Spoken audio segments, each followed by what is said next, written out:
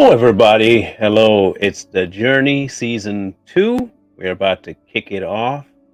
For those of you who are here on time, please, as much as you can, share it, share the live, get the word out, get this moving.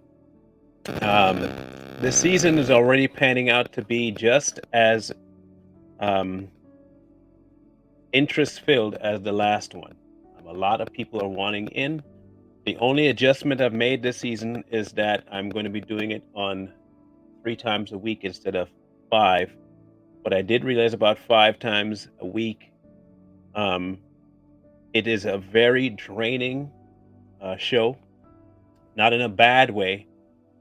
Just it takes a lot spiritually out of you to have the kinds of content in the show. It's very, very heavy stuff sometimes. So for the benefit of those I'm interviewing and for myself, I decided to cut back, take 2 days out of there, and just do a normal show. So welcome again. So again, much as you can, please like if you're on YouTube and share, get the word out. My guest today, kicking off the season, is Katina Jennings, and her story is going to absolutely floor you, I believe. And it's quite a fitting way to kick off season 2. So without further ado, help me welcome to the show Katina Jennings. Hello, Katina. How are you Hi, today? Marlon. Fine. How are you today? I am grand. I am grand. Thank you for showing up today, and being a part of this. This is going to be, I think, a very good thing for those listening.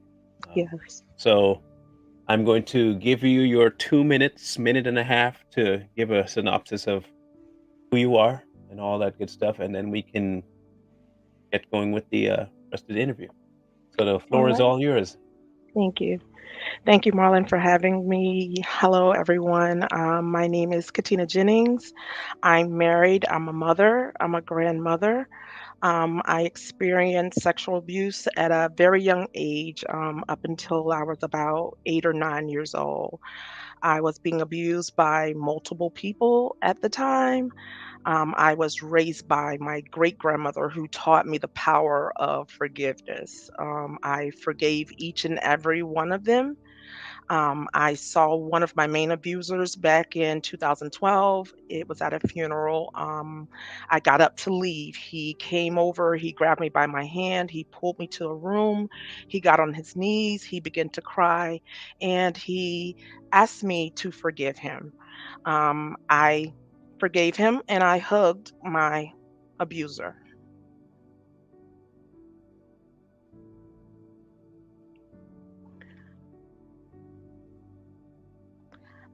Um, Marlon? Save you. Yes, please.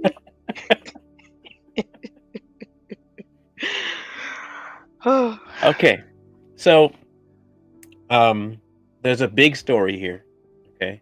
Not necessarily the elephant in the room, but it's the paint job. It's the entire paint job in the room. Okay. So um, again, like I said backstage, I'll reiterate it for you.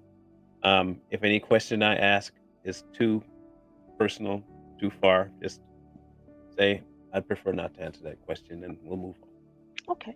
on. At what age do you think you came to a knowledge that there was an entity called God for yourself, not from what people were telling you, but for yourself? I would say about once I was 10. Okay. I was raised in the church. I always knew of God, but more so, really finding that relationship with Him didn't come until after I had started having children. Once I turned 17 and started having kids. So 17 is an awful long time before. I mean, so were you introduced to him before? Were you talked to about God before that age?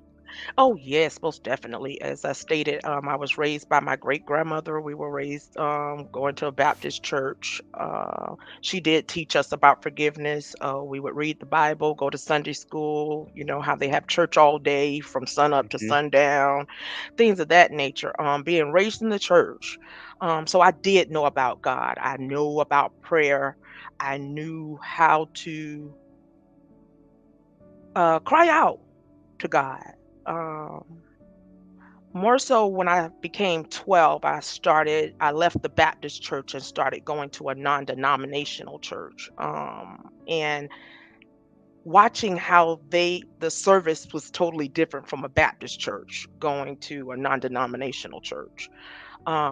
They were allowing the spirit of God to flow in the church. Mine is where you're in the Baptist church. If you shout, they're going to sit you down. You Mhm. wasn't able to express, your feeling for God more so. Um, but yeah, it was more so, I would say, about when I was 12. Once I started going to the non-denominational church, I was able to really see and be able to speak to God, and didn't get an answer right away. That's another problem. People think that when you speak to God, He's supposed to answer you right then. No, it doesn't work that way. Um, and I know we're living in a world where, Tell me about it. everybody wants everything instantly, but that's not the way that our creator works. He Mhm. does things in his time and when he's ready to do them. And then a lot of times it's when he know that we're ready to accept. Right. Um, so you spent most of your time knowing that about God, but is it a choice you think to wait that long to discover the relationship, or just was a hardship that brought that relationship to you? More so the hardship that brought that relationship. Like I said, as kids, we're forced to go to church. If the house is going to church, everybody's going to church. So in the beginning, yeah, it was just more so a routine every Sunday, getting up, going to church. But it was more so once I had my daughter. Um, my daughter's father was in the military. He went on to the military and left us, and I had to basically raise my daughter by myself. So Mhm. that was more so when I really started to reach out to God because I knew I couldn't do it by myself. Mm. Um, so when exactly did the um, issue of abuse begin for you? As far back as I can remember, I would say about 18 months till I was about 9. All by the same person? No, Do you know about how many? 5. 5. Um, how many of them today do you have contact with? 1. 1. Were you able to make the same reconciliation type move with the forgiveness with the others as you did with the one you have now? I did. I never got the chance to tell them, um, the others. I never got a chance to tell them. They never got a chance to ask me to forgive them. But the person who did it the most, the main person, uh, the one that I saw back in 2012, it was just because he did it the most, and the others have passed away Mhm. except for one. So I don't get to see him at all. But the one, the main person, he, uh,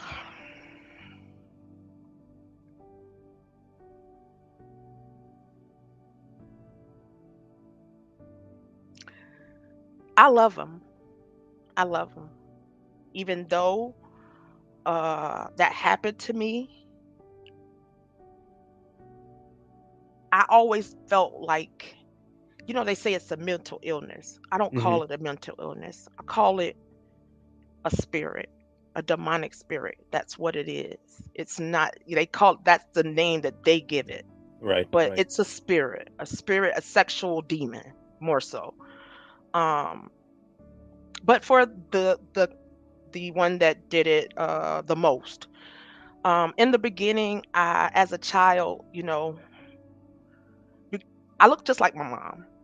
And sometimes I think that's possibly the reason why he did what he did. Is it that I was a younger version, smaller version, cuter version of my mom? Sometimes that's what I thought that, and sometimes I hated looking like her because I felt like that's the reason why he did it, is because he can't get to her, so he can get to me. Hmm. Um, Now, you said you forgave him. mhm, Um, and I saw this question, not necessarily a question asked, but a question, a motive question. If the person is the um, abuser, mhm. why would, or what motivation did you find to follow him to a location sequestered away from people when he asked you to? What I guess, and some people would mind, they would say, what possessed you to say, yeah, I'll go with you. yeah. I'll follow you.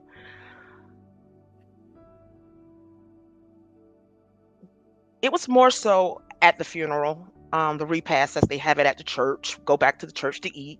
Got up to get my plate, got my plate, was getting ready to sit down to eat.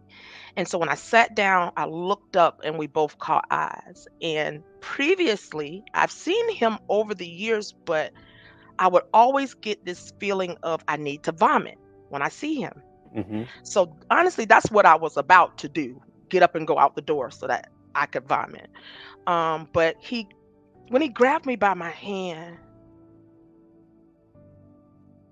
and pulled me to the room, a sense of calm came over me, like, and saying, "It's okay. It's okay." And when I did follow him in the room, I was looking like, okay, what is he about to do? But we were at the church. It was too many people. So I knew it couldn't have been something bad that he was about to do. But when he grabbed my hand so gently. And it was like the spirit just allowed me to go along with him to that room. And so as soon as we entered the room, he fell on his knees. He began to cry. And he asked me, well, he honestly just came out and did the things that you would do in forgiveness. You will acknowledge that you hurt someone. So he did acknowledge the hurt. Then he considered my pain. He also empathized. Mm. And some people say, a public apology, but when he asked me to forgive him, that was public enough. He said it to me, the person that he hurted. So for the first time I heard that, the others never got a chance to say those things to me. And looking in his eyes at that moment, I could really see the sincerity because once again, this happened back in the 70s. So look how long it took from the 70s to 2012 for him to finally realize within himself what he did. And maybe it could have been that he'd been wanting to do it, but to see me that day, he had no choice but to go ahead and relieve himself of Of the that. burden. Yeah. Um, on a scale of 1 to 10, how difficult was it for you to issue that forgiveness while he was asking for? Did you go through any of the motions of none of that? It was automatic that it was going to happen. Automatic. Marlon, it was automatic. For the simple reason, even though that happened to me, it was a lot of good times. And the things that did happen, honestly, the good times do override what he did. And Hmm. I know some people look at me, how can you forgive him? He did this, he did that. And, I wouldn't forgive him. And, why are you doing this? The forgiveness wasn't for him, it was for me. so Mm. that I could continue to move on and thrive and prosper. So that because I knew I didn't do anything wrong. I'm a child. I didn't do anything wrong. So I never thought that it was me. It was just the fact I always thought like I sometimes I didn't want to look. I would try to make myself look unattractive, even as a little girl. Because once again, if I had five coming at me, that was more reason for me to not want to comb my hair, put on Yeah. something ugly, just so that I don't, because I felt like I stuck out like a sore thumb, like I had, here she is, get her, she's available, on my forehead, you know, and Mm. it's just at that time, I just felt like, I just wanted to look less attractive. I did, at those times I did go through a lot at that time. Uh, I wet the bed and they didn't understand why I wet the bed. I wet the bed up until I was 12 and I would get a whooping every day. And the reason why I wet the bed, and it was not a reason, but it was the fear of how they say that movie Tales from the Crypt when the little boy said the monster. Mhm. It was that monster when I go to the bathroom at night to use the bathroom. That's when the monster will appear. Mm. So I'd rather lay there and pee in the bed and get a whooping the next day just to keep from going to the bathroom to pass by the monster. Wow. Um, the next series of questions are gonna get progressively a little bit more. Okay. Um,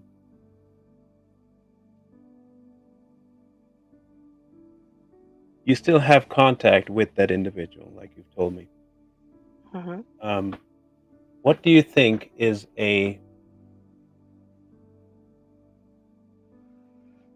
what do you do to keep that in front of you, that episode in front of you? Is there anything that you have to find yourself reminding yourself of to keep that forgiveness, or once it happened, there was no other thinking about it ever again from There that was point on? no other thinking about it ever again. As I just stated, Marlon, I love the man. When I forgave him, I forgave him. As God would do, throw it in the sea of forgiveness. I threw it in the sea of forgiveness. I don't talk about it. I'm talking about it now. Yeah, in a different manner, yeah. Yeah, in a different manner. Or if I do talk about it, it's just for this reason to help someone else heal, to let someone know that if you've been through it, as my great grandmother would say, when you think you went through something, it's somebody else that went through something maybe 10 times worse than you, you know? And not to say that my situation is bad because it could be somebody that has been through worse, but like I said, for me at the that age, having multiple people coming at me, um,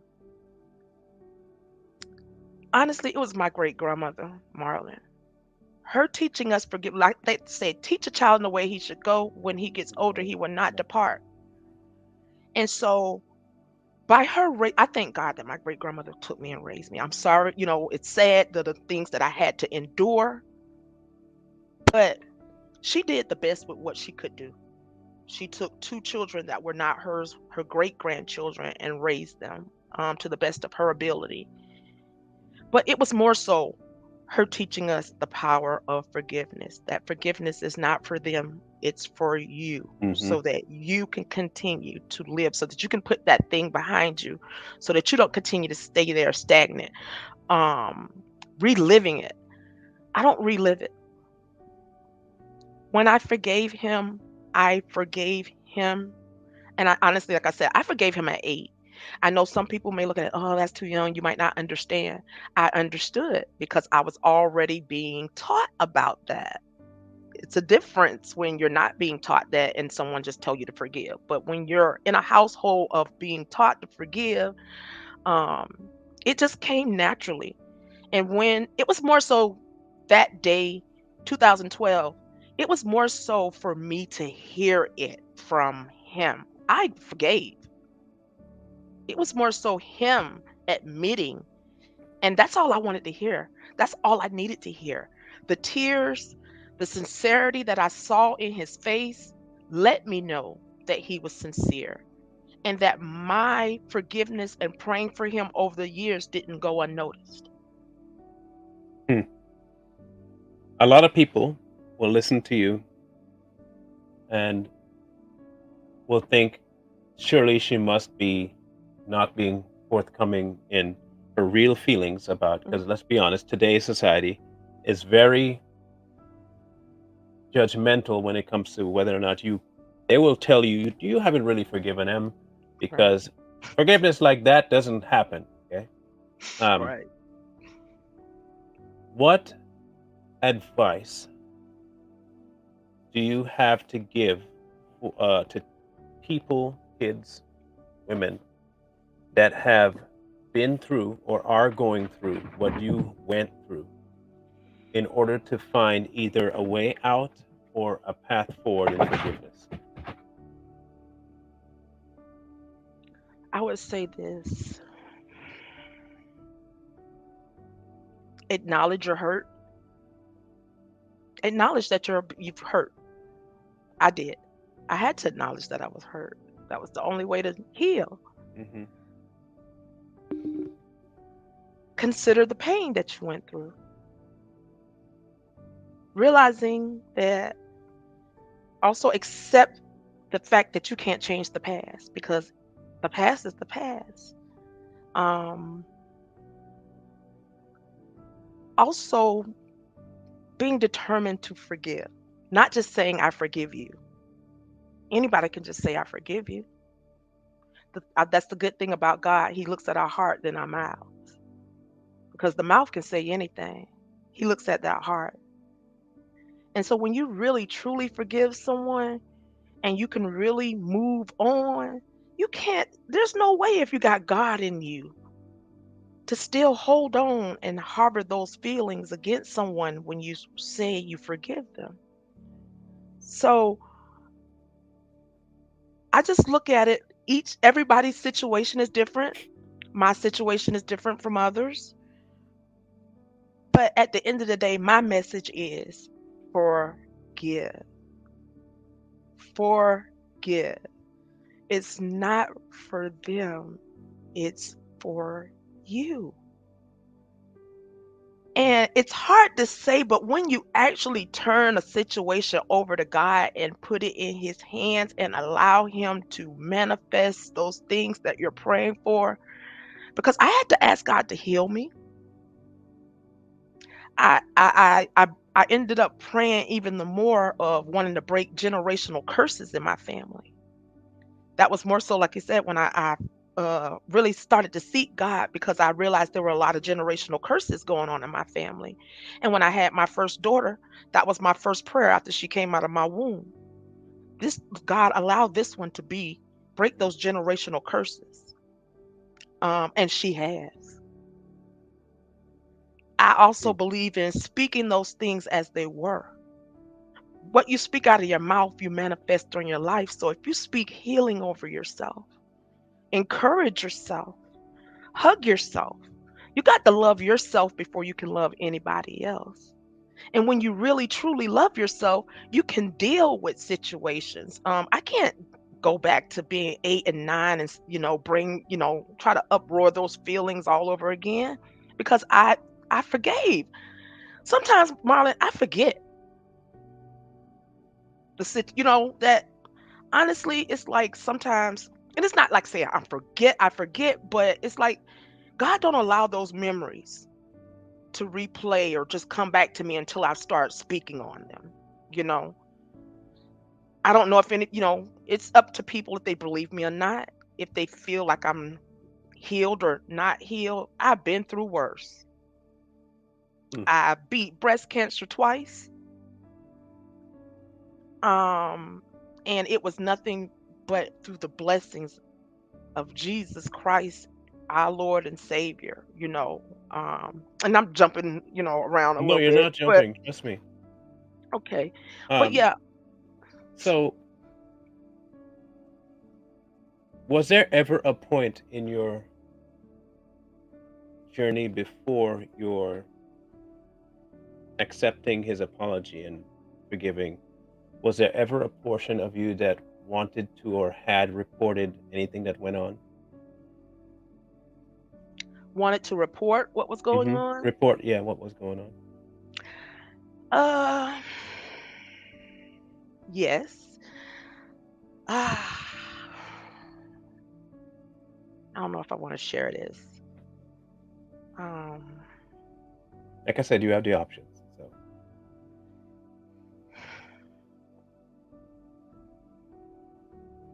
I would say this. I'm not ashamed. I'm not ashamed. Um,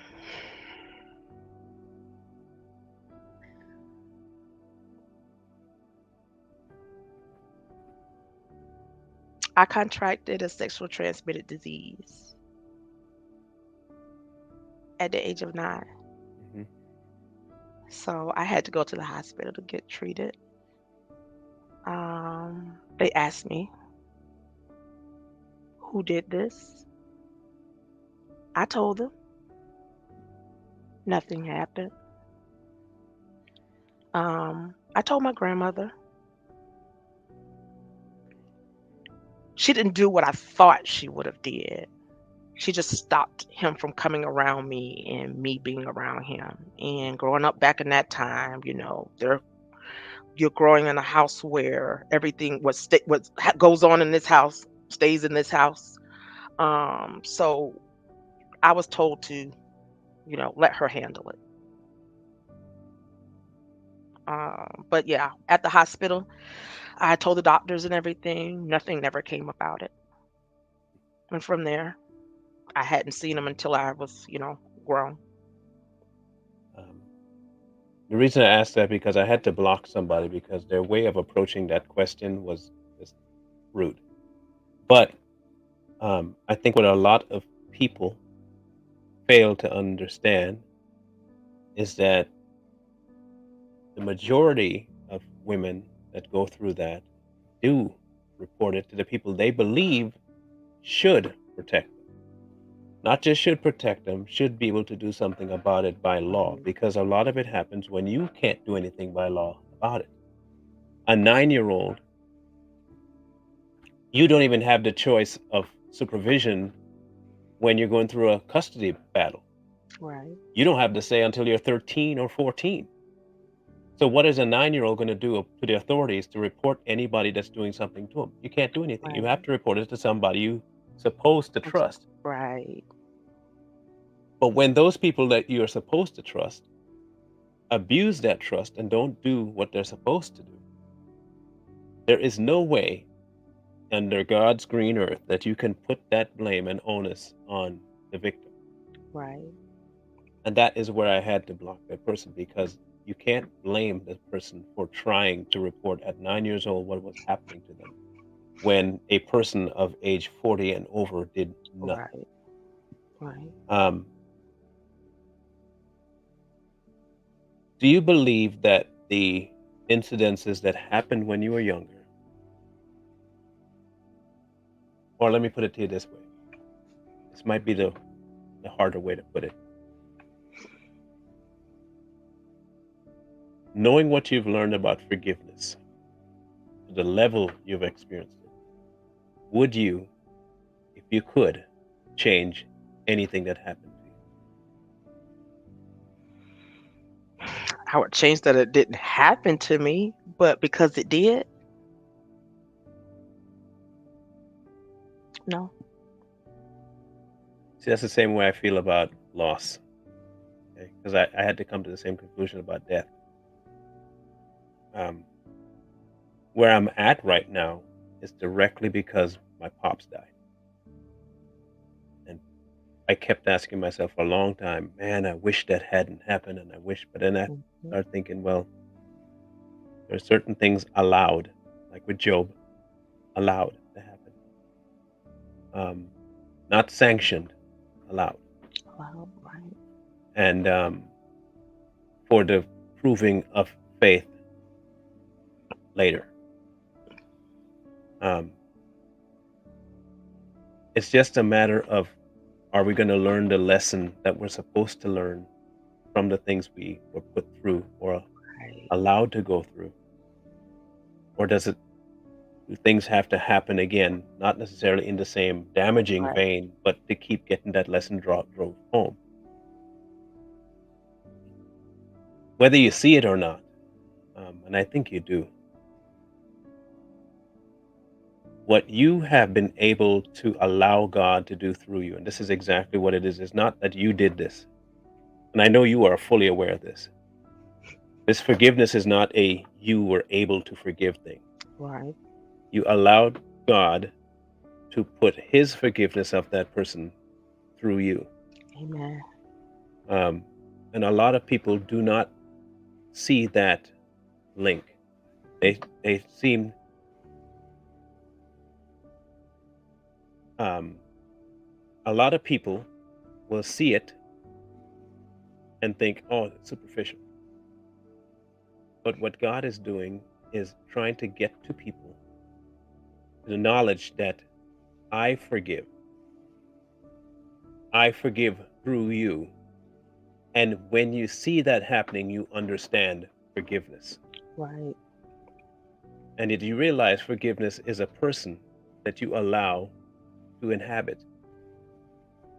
Um, and you have done that in that's why I think you felt the peace that you felt, because it wasn't that you were like, oh, forgiveness is coming. And Mm-mm. you had been in communion with him before this had happened, Right. before you were dealt this situation. You encountered God in a real way. He already had a hand in your life long before this person came to ask forgiveness. So the groundwork was already laid long Right. before the asking was happening. And you were able to say, this is a God thing. I'm letting God have what he has to have. Um, when you look back at the cancer survival, the neglect, the inability of people to protect you, do you ever ask God why? Why not another way? I know it's not the same as looking back and asking if it didn't happen, but have you ever asked him why? Not in an angry, but in an inquisitive kind of manner of why. I did. I asked why, and the answer would always be the same. He's he's he's building me for something better. He's Hmm. building me for something greater. Um, when I was fighting cancer, I couldn't sit there and keep thinking about the cancer. Um, I got my diagnosis May 25th, 18. Spoke to my doctor for about 15 minutes, cried in my husband's arms for about 15 minutes. Then I went in my bedroom, closed the door, got on my knees, and I gave cancer to God. Hmm. From that moment, I gave it to him. When you give something, if you're going to say you're going to give something to him, you got to give it to him. Yep. That's like, you know, people don't understand that. Seriously, they don't.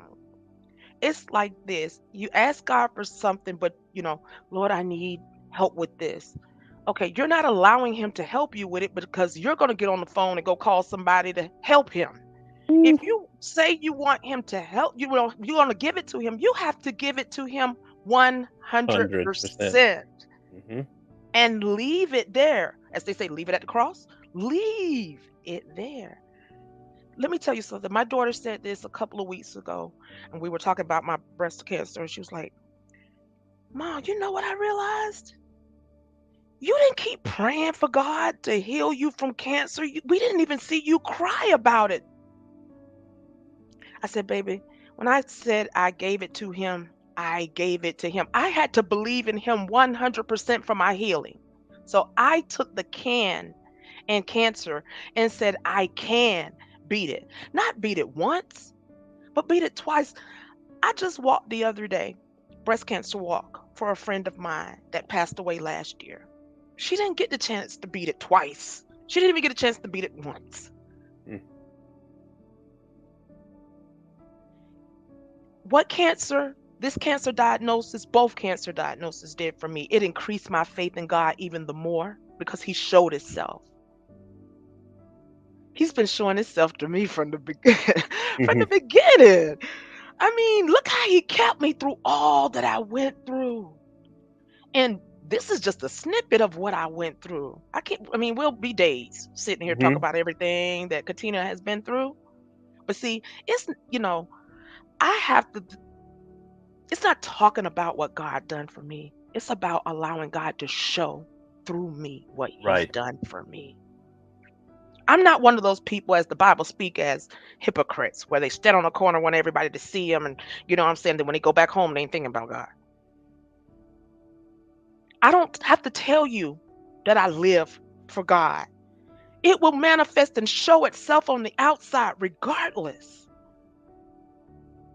Jeremiah So, syndrome. It's a Jeremiah syndrome. right. Um, you said something in all of that that you say the things that you encountered about God was something that you ended up unable to not show. This living out thing that you're talking about. Hmm. With the aspect of forgiveness in mind, do you think you have a clearer understanding of how God could forgive even the people that we consider unforgivable? Yes, because that's the difference of God and man. Man will keep bringing your past up, Hmm. keep throwing it in your face. You did this, you did that. Look how you used to be. You was promiscuous. You was out there in the street. You was on drugs. You was this. You was that. I don't let sit and play with my mind like that because I know that's not who I am today. Hmm. That's the old me. And see, that's the goodness of God. He don't bring it back up. Man will keep bringing, you know what I'm saying? You'll hear it all day from man. Once you give it to him and you turn it over to him and you release those things, he's not Done. going to keep throwing it up in your face. Tina, you remember when you did this? You remember when you did, remember when I saved you from this or when I saved you from that? That's the beauty of the Almighty. That's how you know he's nothing like us. Nothing. He's so amazing. The things that he do. Because his mind is not like our mind. He don't think nothing like how we think. And like I say, how people sit and how can I forgive? Well, me forgiving is one of I've always been a forgiving person. Always. And like I said, that's just something. I may be mad at you. I might hold a grudge for a week. A couple of weeks later, do you know, Marlon? I would say this. That's how I know God is real and I know he's been, working through me because other people that have hurt me, or I've hurt previous women that I've fought in, back in the days over guys and things of that. Do you know God has allowed them to come to me and ask me for forgiveness? Hmm. It's amazing how he's been allowing people to come to, me be able to see them before we part this earth and forgive each other, hug, and forget about those things. I just can't walk around like that. It's never been in me. Like I said, I anger. I get angry. I get mad. But I Not to know some, sin. yeah, some people are gonna look at it like, I wouldn't forgive, or how could you forgive her? It once again, it wasn't for them. Anybody that I ever forgave, it wasn't for them. It was for Katina. so that Katina didn't have to walk around with all that baggage. You And know, you that's just what said it was. It was baggage. baggage, and that's exactly what he asked us to leave. Yeah, and I'm tackling this tomorrow, ironically. That's why I think this is a perfect kickoff. Yes, yes. Uh, we come to the cross and we sit with our baggage and just kind of chill there with all our crap Mhm, and think as long as I'm at the foot of the cross, I'm fine. I mean, I can still play with all my garbage and yeah, it's fine, but I'm at the foot of the cross, so I'm fine. mhm. And he never asked us to stay at the foot. The foot is our reckoning of what he's doing, but he also asks us to let him nail everything and leave all of that, I love it. Right, right? And right. so when we come through that point of accepting the blood, we don't come in with, you know, my 9-year-old self and my 15-year-old self and my Mhm. 30-year-old self. Although that if it's dead, It's that. it's dead. Um, and I think your forgiveness is a masterful testimony of what it means to put it to death. Because your old self would not, but the new self is more than capable because the new self isn't yours. Right. It belongs to the master of forgiveness. Amen. Amen. Someone had a question for you. Were you more aware and watchful when you became a mother? Very, um, very, very, very. That was another thing that I prayed. I was like, through my prayers over my daughters, God, I don't want this to happen to my daughters. I would never want them, any mother, true mother, father, would never want their child to ever endure anything like that. Um, I did try my best to shield my daughters. Um, they have experienced somewhat uh being abused, but it was never it was no, the thing about it, it's not about how severe, it's the It's fact that it happened, happened. you know. Now I would say it was never to the point of what I've endured, but touching breasts or something. To me, I feel like that anything that you do inappropriate to a child, you know, is abuse. It's not right.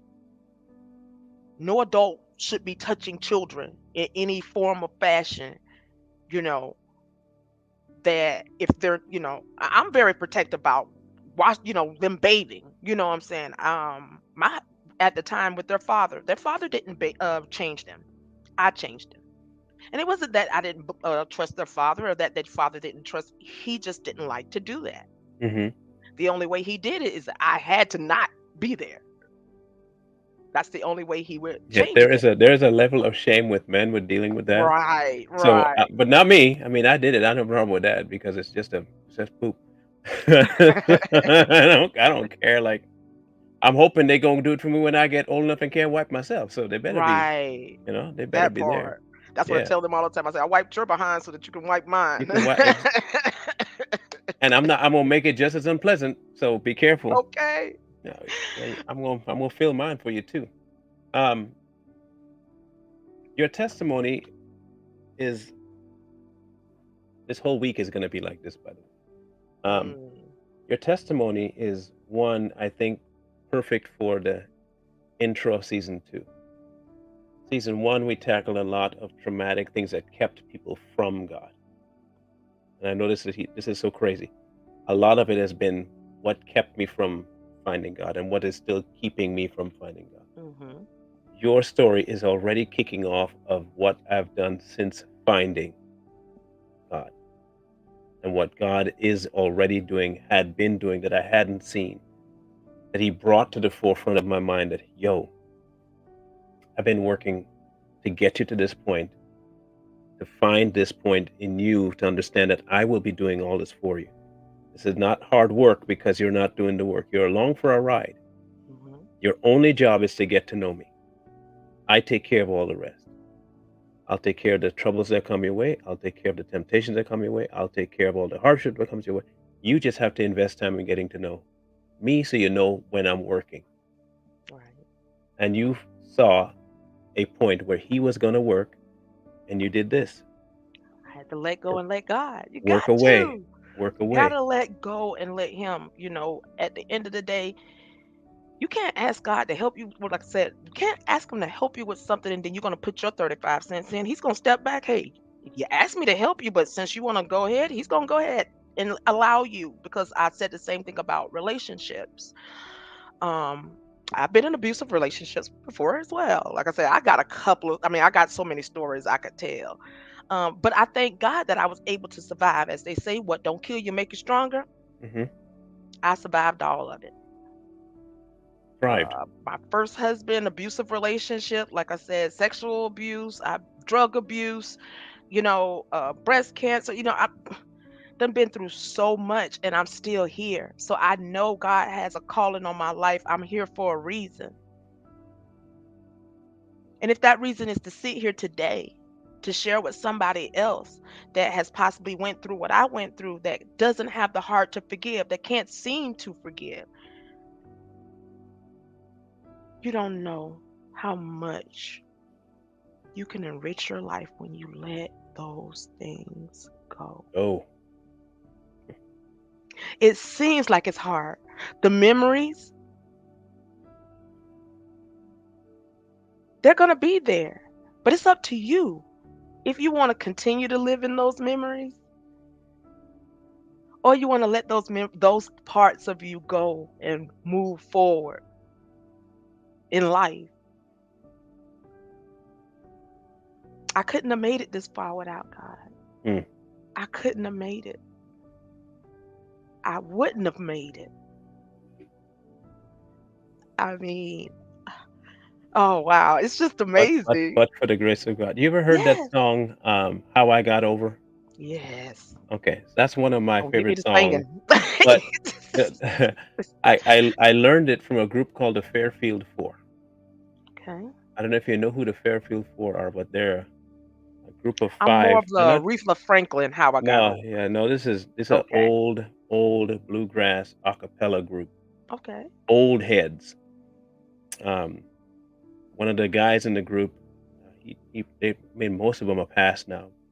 Um, he was 81, I think, when he eventually died, but, um, rich, deep, you know, and, that's what intrigued me to the group. But when I first heard that song, the part that my soul looks Look back back and and wonder, wonder. how would that? Oh man, And Marlon.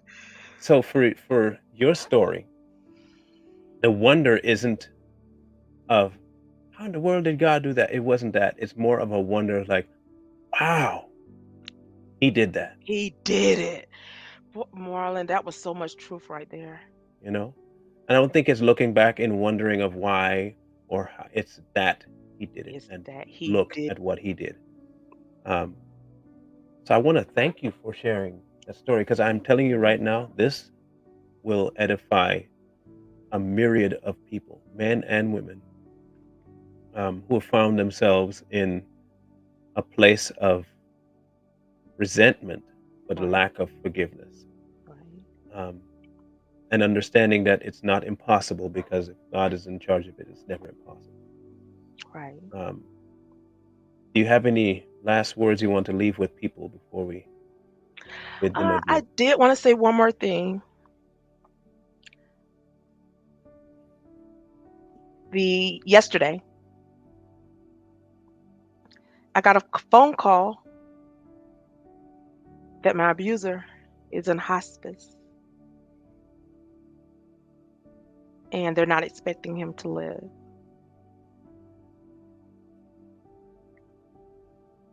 I'm sad.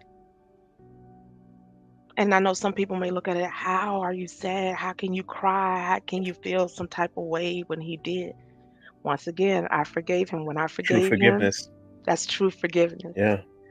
And I wish I could get there to be there with everyone back home to see him for the last time.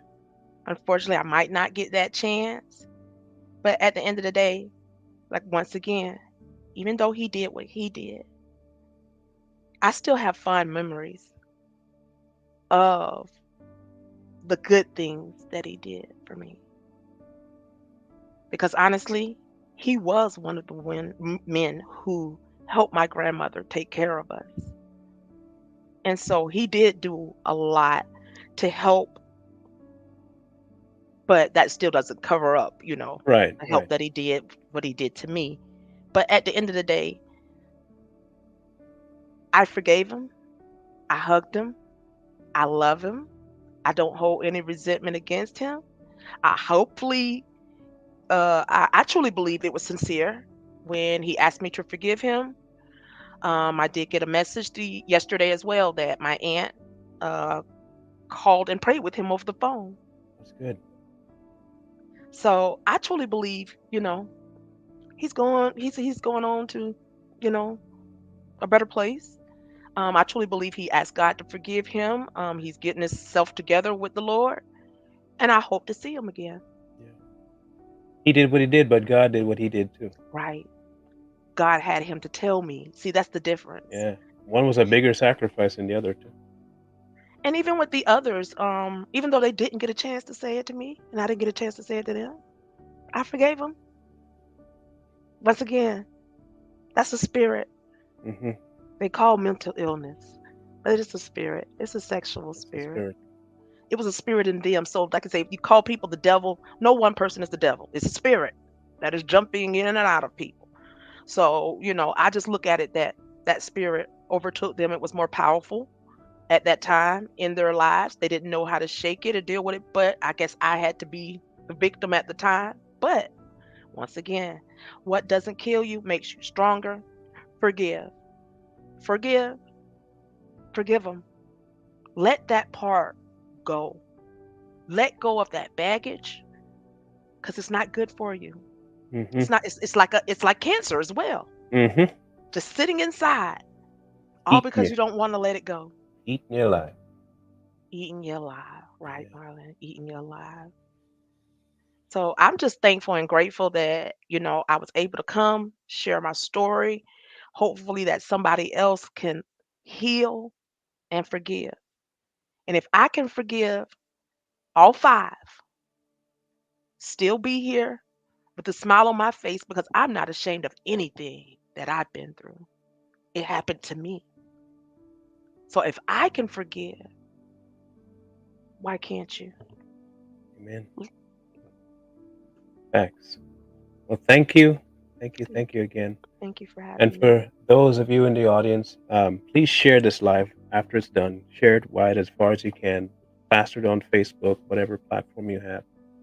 Get it in front of your friends who you think or know have been through the same similar situation, or even people that are needing to forgive something small. Right, Get it in front of them because people need to understand that this is also a facet of our walk right. um, that some don't talk about, No, but we will. So right. thank you again, Katina. Thank you, Um, Marlon. and for those of you who are going to be tuning in later to Too Strong, we'll be on in a half hour. So I'll see you guys there. Um, and as I always tell you, wisdom is calling to you from the streets. So please, please, please find wisdom. Peace. Hold tight the dreams, for if dreams die, rely on yourself.